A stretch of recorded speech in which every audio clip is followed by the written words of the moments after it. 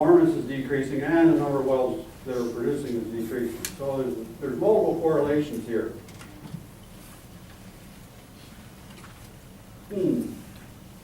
Why did they go down there? That's because, we don't have any of that stuff in the northern tier of PA. But they're in that deep, shallow shale. But the performance is not red, so I wouldn't call that a sweet spot myself.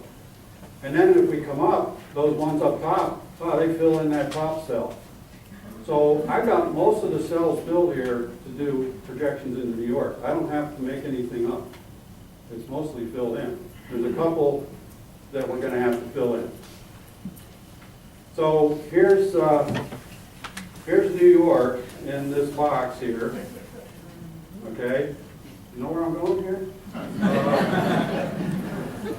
I guess so. Anyway, so I've got data for all the thicknesses. What I primarily, and I had some data up here that I didn't pop in yet because I need to show those. But I just looked at the percentage drop-off going vertical here, and it's 17% in this thickness range, it's 22 here, and then as we get into thinner shale, it's more dramatic. So I just took a simple calculation of those percentages to compute these cells, and this is what it looks like. And then, of course, I had real data here and here, which are those exact same numbers. So I think that is pretty reliable. It was only one well, but they didn't drill anymore, so they must have been confident they weren't going to do any better there.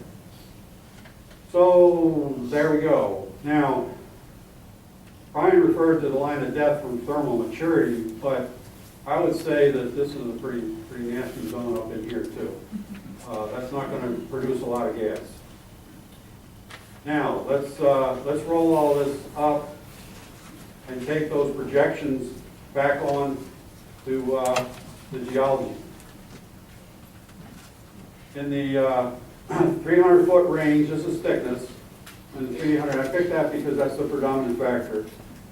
These are the wells. We don't have any 300-foot thickness in New York, so there's no projections off of that. Now we move up into the 250 to 300 zone. There's two little green diamonds. The diamonds are going to be the projections into New York. If it's a small diamond, it's part of the county. If it's a large diamond, it's the entire county projection. Of course, the circles are still the PA data. So we get two little slivers of 250-foot thick shale that swoop into southern Broome and a little bit over there in Sullivan. As we come into the 200-foot shale, we come a little bit further into Broome, a little more into the other two counties, add a couple more green diamonds. Remember, green diamonds are still below average performance. Come up further, we can still declare below average performance, but it's more at the 2.1 to 2.3 level, if you remember the previous grid. So it's not what I call great performance, but it's green. It's not low or very low. Now, what are we going to do now? This is that line, that 150-foot line that I told you about was coming. And the interesting thing about the geology here is that 150-foot thick line lines up almost precisely with the 4,000-foot depth line. If I put that on here, they almost overlap. So you're crossing 150-foot thick and 4,000-foot deep. Now, Brian mentioned earlier that the drillers prefer not to drill below 4,000 feet. And this is why. The productivity is not real good. So they already know this. Now here's thermal maturity, the fourth parameter. So the green says that there's possibility for below average production with my projections, which is most likely given all the data. 1,540 wells is a pretty significant statistical base. But there's a bunch of them in this over-mature zone here. So the prospects for drilling over here are not very good, even though from a thickness and depth point of view there's some potential. It's probably overridden by the over-mature gas zone. So what we're really left with, if you take all these factors into account, is a little bit here and a little bit here. And so I didn't, but I could have put black diamonds over top of those green ones there. So that is the net of my months of number of times.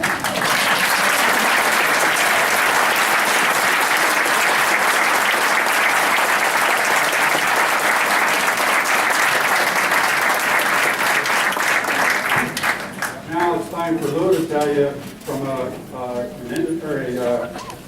gas drilling perspective what the motivation is for where they drill and how they make decisions about what information they collect from any test drilling that they did.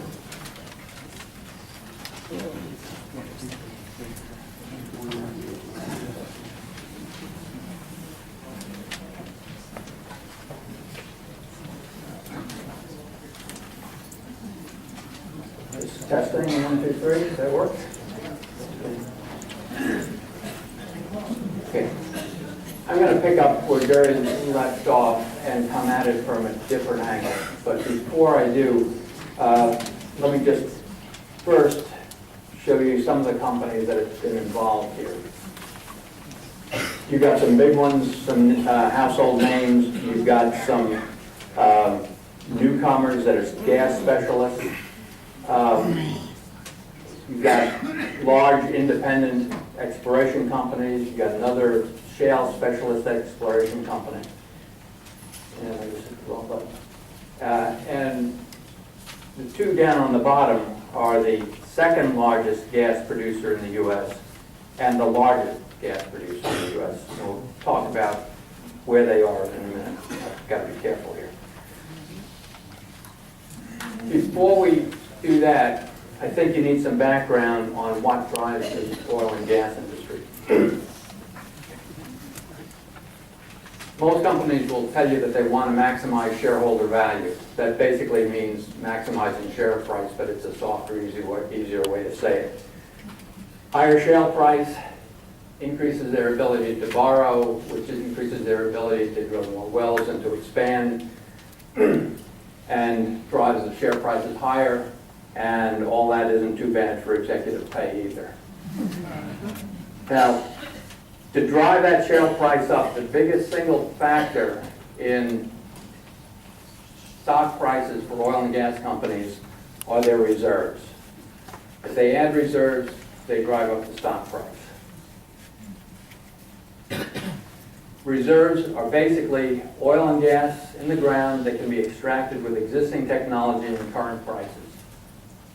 Chip mentioned the accounting rules. They're massive, they're very detailed, but this is what it boils down to.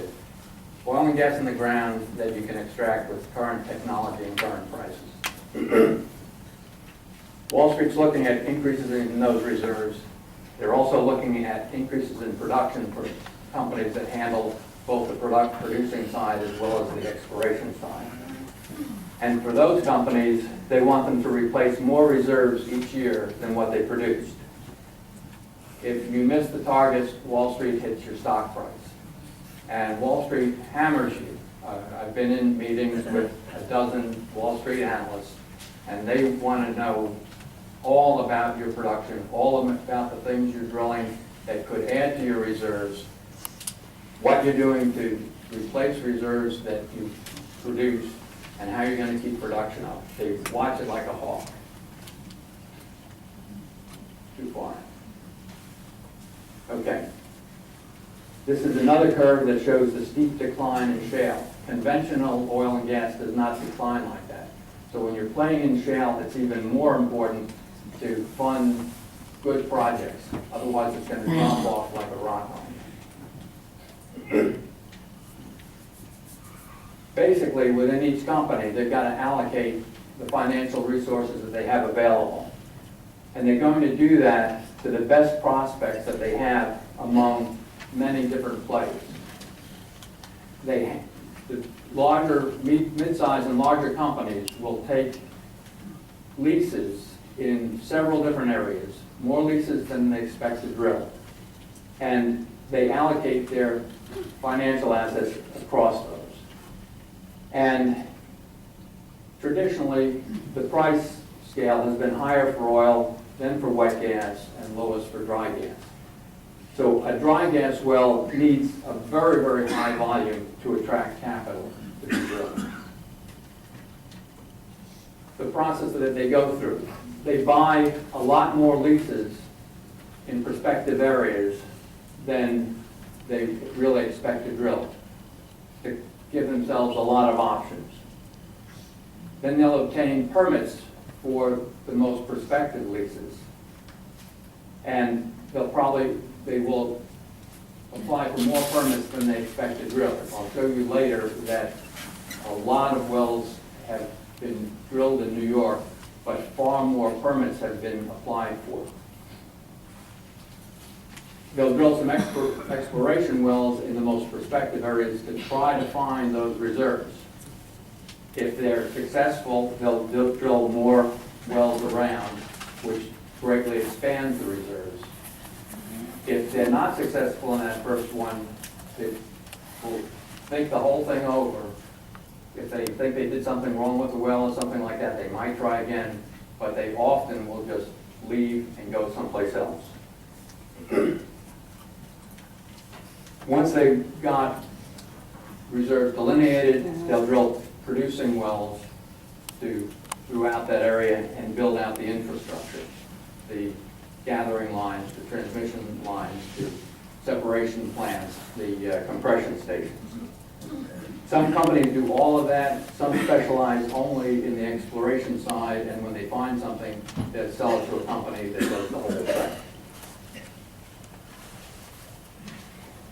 Companies value the data that they get from wells. For every well they drill, they keep data. It's proprietary information. Limited amounts have to be reported. This is some of the data that Jerry used and some of the data that I used for what I'll show you later. And that includes information on the formations the well encounters on its way down. That data is archived because it's very valuable. If you want to sell a well, or if you want to sell your company, you're going to put all of that data in a data room, and the prospective buyers are going to come in and look at it. So just the fact that a well was drilled and wasn't targeted at the Marcellus, it was targeted a layer below the Marcellus, those companies would have collected some data that could be valuable for determining where they want to drill later. And the same goes for the Utica. Many of the wells were drilled down through the Marcellus and through the Utica into a formation called the Trenton Black River down below it, which you see here. So if you're drilling down, you're going to go through the Marcellus. There's some sandstones, limestones in here that could be a target, or you might be going all the way down to the Black River, in which case you're going to have some data on the Utica and the Marcellus.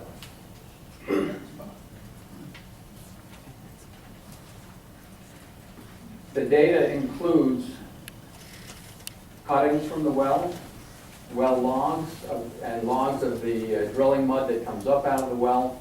The cuttings can tell what kind of rock it's in. There are well logs that go down that will identify layers along the way. Both of these are in the Marcellus category. The Union Springs is a black shale that has high total organic compound content. The Otaka Creek is a gray shale with low total organic content. That well log that they have will give them an idea of how much of the good stuff is in that particular well. And they get a lot of other data that's collected. There's a public source of this information. That other stuff that I talked about, the company's going to keep. But there's a searchable database that the DEC has, and that's what I've used, public information that's on the DEC website. It gives a lot of details. I think there are about 30 columns of data: operator, county, town, target formation, producing formation if there is any, where the well is located. They'll even give you a map of each individual well, whether there was any production by year, the formation depths, so each layer is reported, and the type of well, whether it's a vertical well or a horizontal well. and a lot more pieces of information. There's a disclaimer here. There's a big disclaimer on the website. They take the data that the companies give them, and that's what I've taken. But there could be some problems in that data if you were to go back and check it against a company, which we can't do. The following charts show completed wells that targeted or passed through the Marcellus, and many of them passed through the Utica. On some of the charts, you'll see active permit applications. What I've excluded is any well that wasn't completed for any reason, like the permit was canceled or expired, the well had a problem and didn't go down to depth. Those are out of here. So what you see are only dots on the map that should provide some data to somebody. Okay, let's start. I'm going to start over around where I live because that's where I started looking at this. Otsego County, interesting. 6 gray dots there was Amoco, who came in before the shale boom, well before the shale boom, but they drilled a pattern, a clear exploration pattern of 6 test wells. They were all dry. They abandoned them. Amoco has subsequently been bought by BP. BP is not New York State, they went to Ohio. Just one piece of information. These green dots are 3 actual tests that fracked. They all fracked the Utica, 2 of them fracked the Marcellus. The one up here in the corner is too shallow to do the Marcellus. So they fracked Utica, Utica, Utica, Marcellus, Marcellus. One of them produced 35 MCF a day for 10 days. That's $100 a day of gas for 10 days. That is not going to pay for a well. You remember Brian's line of death comes up through here? Well, maybe they're dead. But that company then took a permit and started drilling a conventional well down below the Marcellus, just across the border into Shenango County. I guess they had enough. They got rid of almost all of their leases over here, and they have abandoned this. All of these wells have been plugged and abandoned. Unfortunately, they use the old DEC well method of plugging, so they're not plugged terribly well. Shenango County was dominated by Norse, a Norwegian company that bought into the area.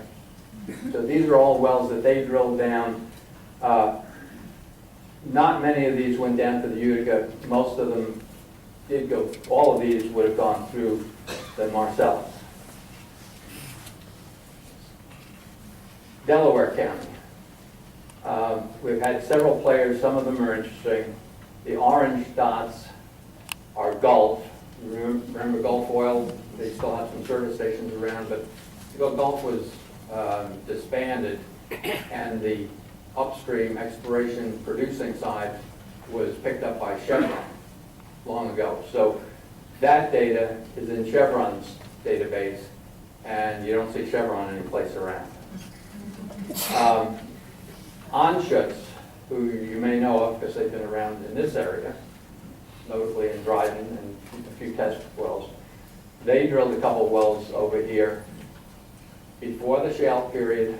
When it came time to come back, they did not come back to Delaware County.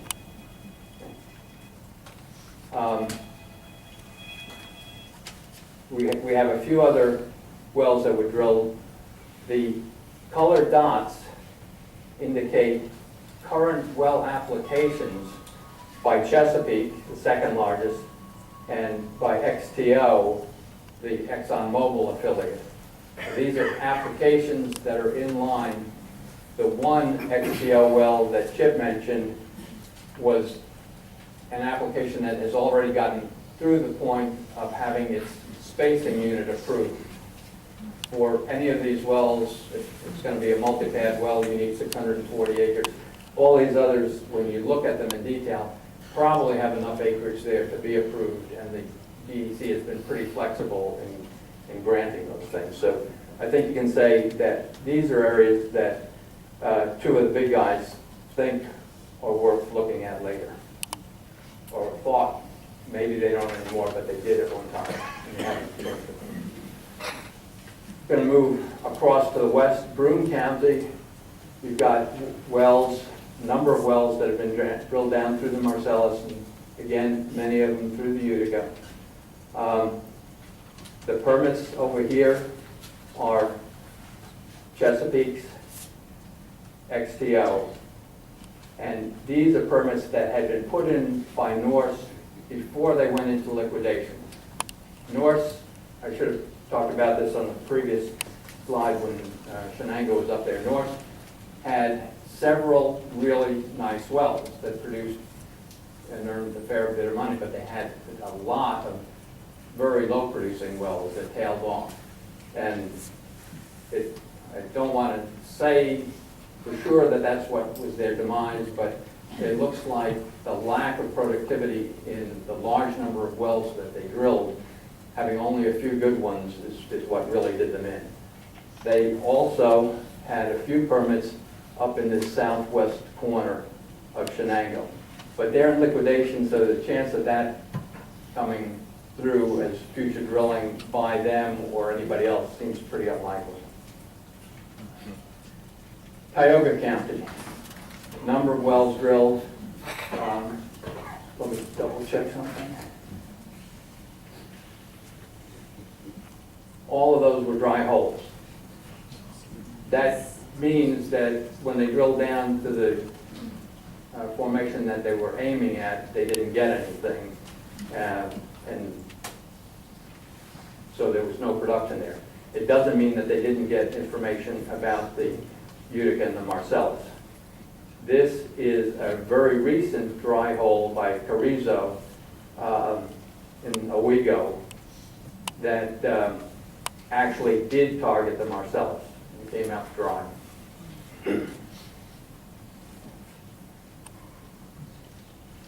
Move across to Chemung. Lot of data from a lot of wells.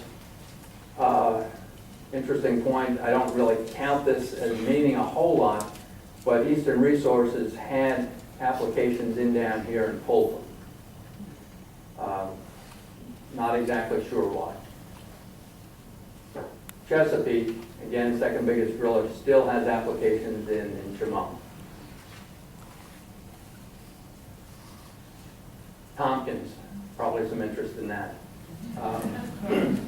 Some test wells, some of the Anschutz wells, Chesapeake wells, others, no permits in the county, and the Dryden permit that is causing the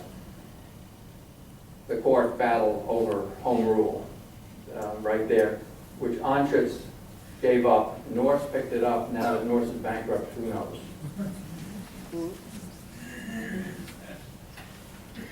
So if we go back to the permits, XTO, sorry.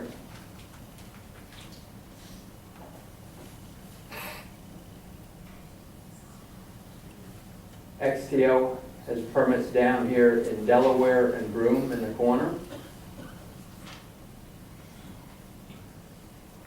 Chesapeake has permits also in the corner. XTO has no wells in New York State. XTO is heavily active down here in Pennsylvania, and they probably are just extrapolating across and looking for permits in this area to see what they might pick up coming across the border. Chesapeake is also heavily involved down in Pennsylvania, and they have a number of permits, and many of those permits are for multi-pad wells, probably 6 wells at a time. They'll only drill one, and if it's good, then the others come. If it's not good, they'll walk away from the other permits.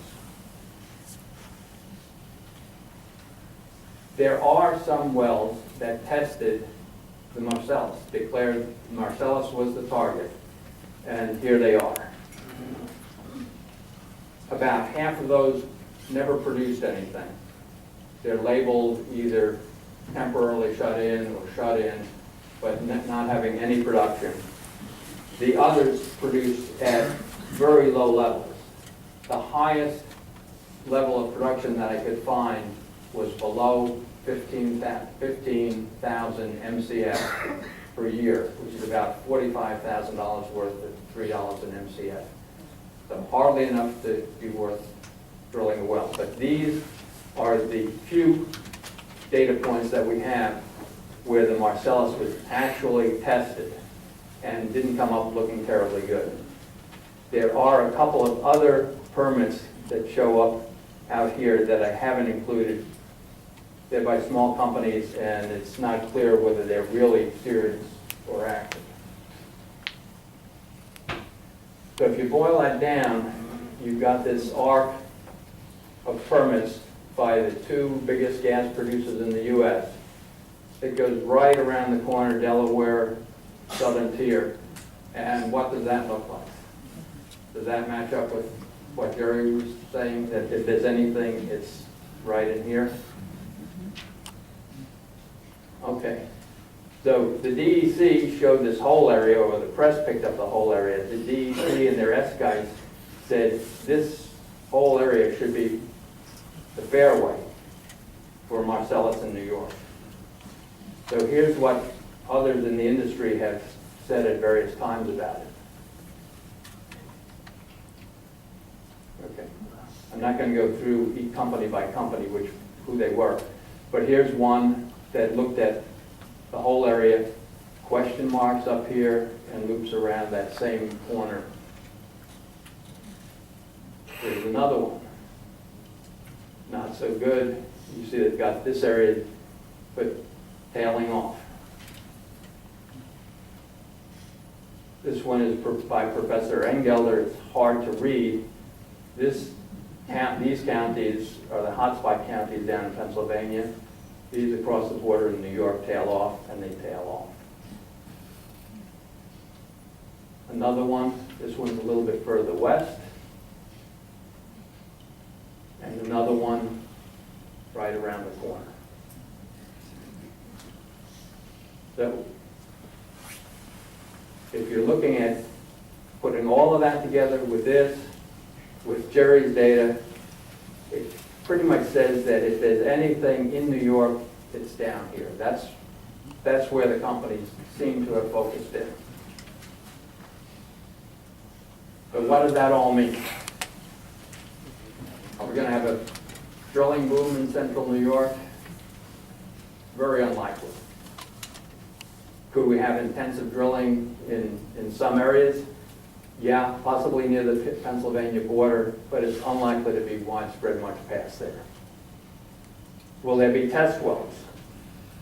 I fully expected there would be test wells near the Pennsylvania border. Elsewhere, there are thousands of drilling companies. There are always some that just have to take a shot someplace. Instead of going to the casino, they put it. So, will there be drilling elsewhere? Yeah, I think there will. Probably not a whole lot, but there will be companies that come around and try it. And unfortunately, those can be the least reliable outfits because they will try to do the wells as cheaply as possible. The DEC has very few regulators out there in the field, and the regulations themselves are not that tight. I think you can see it, but I would worry about these test wells that are in the outlying areas. Infrastructure impacts, very likely.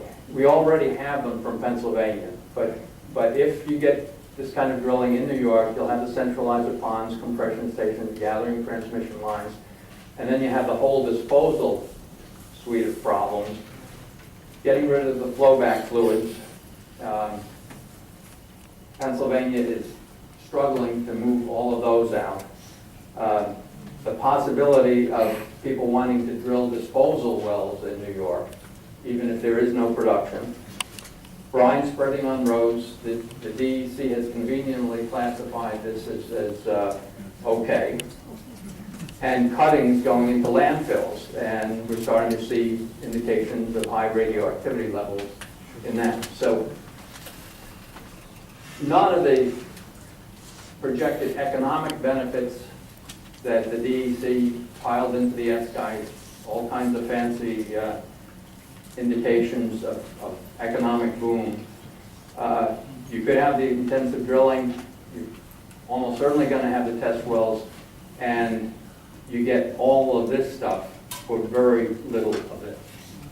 So with that, I'm going to wrap it up, and thank you very much.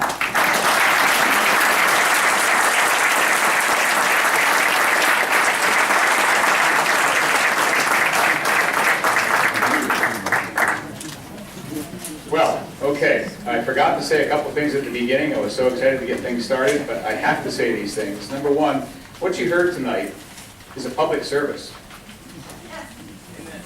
A public service.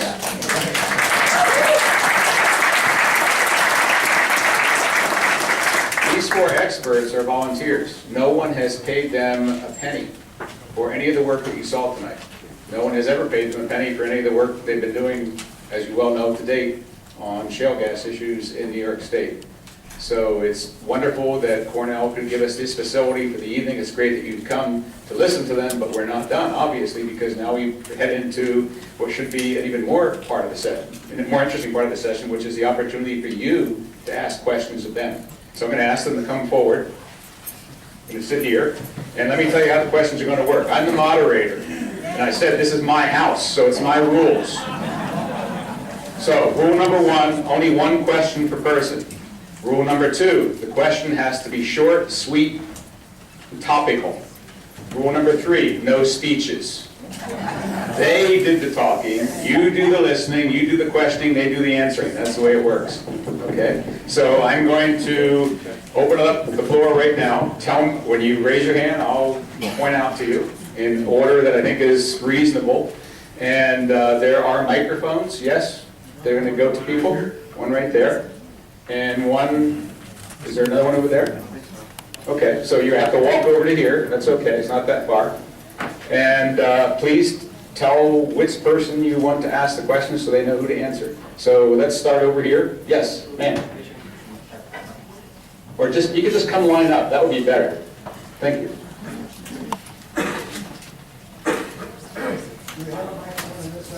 No. Just come on around, or come around to the front and line up. Yeah, I don't know who to pose this to, but given what one of you said about the importance of reserves to these energy companies, and given the information that we've just seen about the Marcellus Shale in New York, what's the consequence of that? I guess I was the one that was talking about the reserves.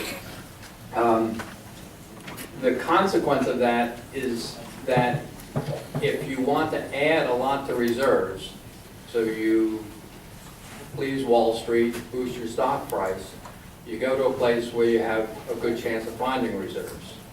And from what you saw, I think it's pretty clear that the chance of finding a lot of reserves in New York is not very great. Yes. Yeah, hi, I'm Joe McKiernan from Windsor and Broome County, where you pointed out that we're still the sacrifice area, and we're sitting here very worried. So to all of you, what would you advise all of us who have been fighting against fracking? Should we continue, or are you advising that we're giving up? Keep fighting.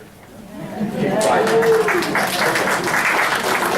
I think, if I may, I think Lou spelled it out pretty nicely. The reason why is that almost really wherever you are, is that you're vulnerable to poorly regulated collateral damage from coming out of the gas field, whether it's a drill cutting to a landfill, frac waste on a road. You're all vulnerable to that, irrespective of whether there's any drilling, much less production. Can you hear me okay? Yeah. Okay.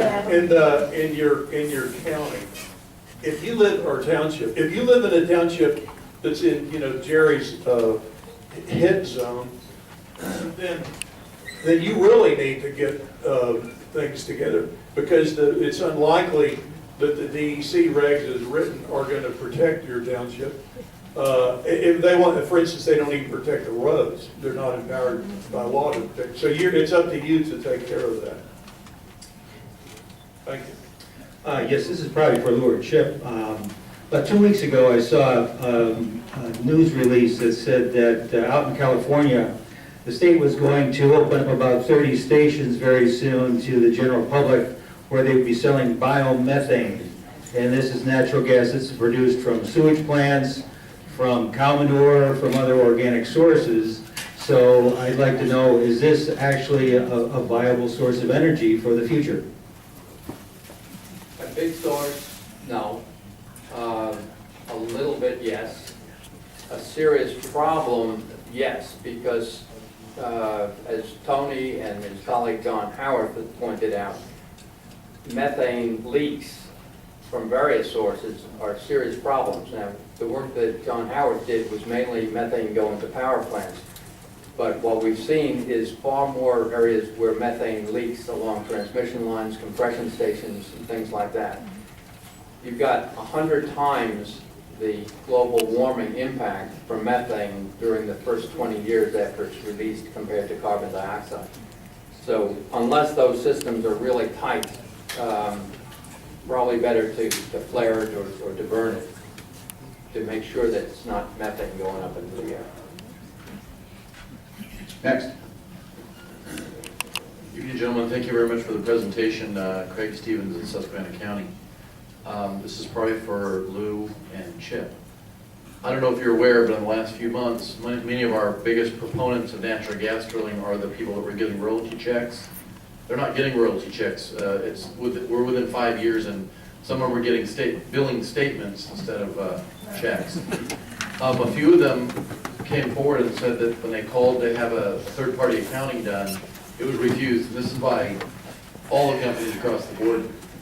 So they said publicly they called the Federal Trade Commission. Just from you two, I'd like to hear what happens when the Federal Trade Commission gets involved in this, finding out that the gas drilling company that's a partner is refusing to release the information to show that they properly paid their landowning partner. Thank you. Well, that was probably yours, Lou, but the short answer is next to nothing. I mean, seriously, what they're going to have to do, it depends on what kind of interest. If they had a working interest or an overriding royalty interest, but the fact is that at a practical matter, they would have to go to Tulsa, Oklahoma, with a forensic accountant, and sue the company to actually get the data. I mean, they would force them to get the data. And I don't think the FTC, I don't think the feds would get involved in that. First of all, cheating on royalties is not new. That's been around for a long time. Secondly, the biggest companies have difficulty protecting themselves with layers of intermediate companies. But the smaller companies will almost always have separate corporate entities for each well, for each gathering system, for everything. So your ability to get at them is not that great. You're going to be suing a company that might own one well. I would like to add my thanks to each and every one of you for your time, your energy, your travel. Thank you so much for being here.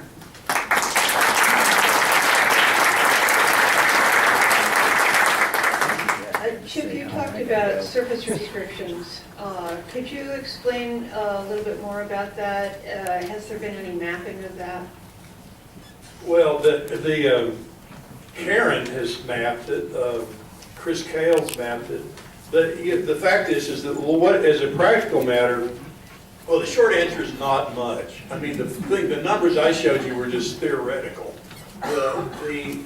What would happen, or what should happen, is that a township, if they do a comprehensive plan, the part of it would be a comprehensive land plan, and in that comprehensive plan, and the Middlefield did this actually, is that you could take those, the existing proposed regulations, and you could just map it. You map it over the known, the areas that would be protected, the setbacks that would be addressed. So yeah, it's not, it's not trivial.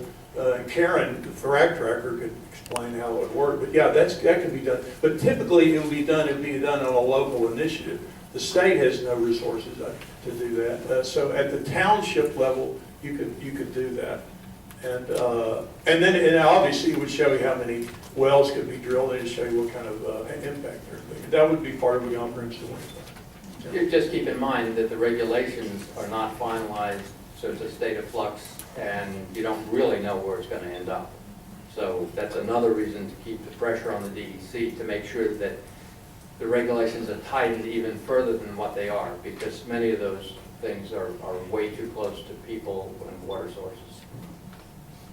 Sandy Frankel from Monroe County, former supervisor of the town of Brighton. I'm interested to know, one, have you had an opportunity to make this presentation to Governor Cuomo and his staff?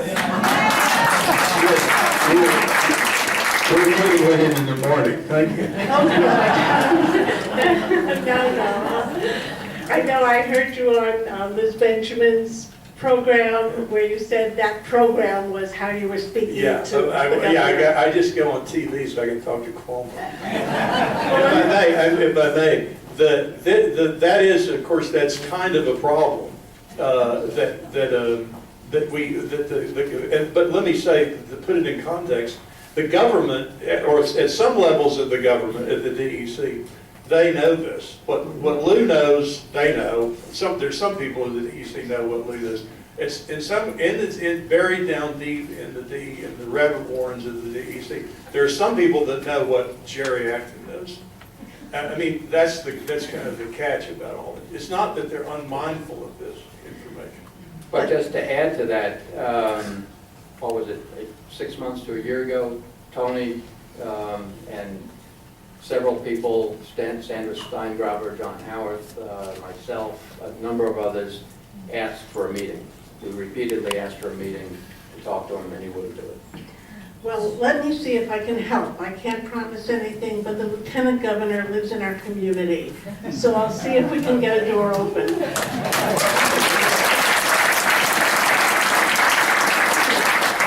Beyond that, one concern I have for our area is the issue of disposal and treatment of waste products, because we're not a likely area for drilling, but we are a potential for what happens to the materials used on the roads and wastewater, especially because we have rivers, we have Lake Ontario, we've got tremendous positive water resources that have the potential for contamination.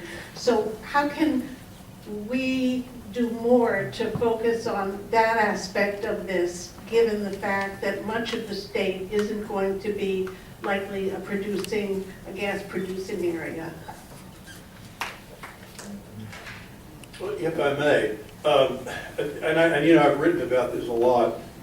The short answer is, unfortunately, you're going to have to address this at the county level and at the township level, vis-a-vis the collateral damage, the waste disposal. As Lou pointed out, they literally export this waste out of Pennsylvania to Ohio to get rid of it. They export it, obviously, to a state just north of Pennsylvania to get rid of it as well. And the reason why is because it's legal in the state that's north of Pennsylvania. And as you may, if you've read my blog, you'll know that it's not legal other places. You can't take stuff that's, you know, radioactive, toxic flowback out of a horizontal shell well in Texas and spread it on a road, because it's against state law. You can't take drill cuttings and just dump them out on a farm field. You can't take frac waste and take it to a municipal treatment plant and pretend that they can treat it, because it's against state law. But it's not against state law in Texas. I mean, in New York, the state north of Pennsylvania. But so you'd have to actually address it at the state level, obviously. And secondly, if in fact Lou doesn't get that meeting with Cuomo, then you have to do something at the county and the township level. And some of our towns have adopted bans, but it's spotty. Yeah, well, again, it should be addressed at the state level, but it hasn't been. Thank you. Yeah. Thank you. Blake Lauder, Rochester, New York, librarian of the Frankfurt, Tennessee Library. Lou, I wanted to know if you could cite the regulatory basis for the test horizontal fracking wells that you mentioned. I was astounded to hear that we've been fracked. Oh, we've been fracked over and over again, but the regulations currently allow fracks of 80,000 gallons. The DEC has approved some on their own with no statutory basis up to about 300,000 gallons. But most of the fracks that have been done in the state have been down in the 80,000. Those 3 tests in Otsego County that I mentioned were well under 80,000. They were vertical wells. So they were tests around the well bore to see how much gas would come out, and not much came out. So I misunderstood that they were horizontal fracks. You can drill horizontal wells. You can frack horizontal wells as long as you only use 80,000 gallons, which means it's not really worth drilling a horizontal well if that's all you can use.